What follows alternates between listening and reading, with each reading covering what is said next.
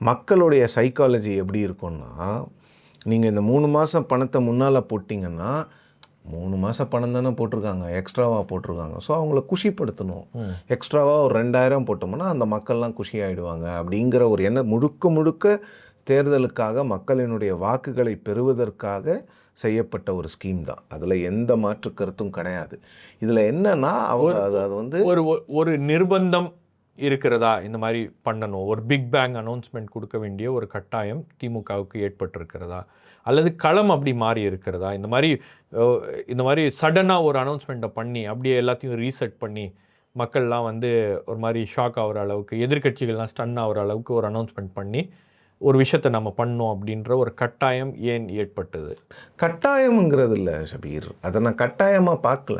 அவங்களுக்கு வந்து இந்த போல் பேட்டில் வந்து நாங்கள் தான் முன்னணியில் இருக்கிறோம், எங்களை யாரும் வீழ்த்த முடியாதுன்னு சொல்ல வேண்டிய ஒரு அரசியல் மெசேஜ் தான் அது. அது பெரிய கணக்கு தான், அரசியல் கணக்கு தான். அதை வந்து இப்போ டிஎம்கே மீது நாம் எழுப்ப வேண்டிய கேள்வி என்னென்னா, வெளி மாநிலங்களில் பாஜக கொடுக்கும்போது தவறுன்னு சொல்லிட்டு நீங்கள் இன்றைக்கி அதை கொடுக்கும்போது நீங்கள் அதை மாஸ்டர் ஸ்ட்ரோக்குன்னு சொல்கிறீங்களே அப்படிங்கிறது தான். அந்த கேள்வியை திமுக மீது நிச்சயமாக எழுப்பப்பட வேணும்.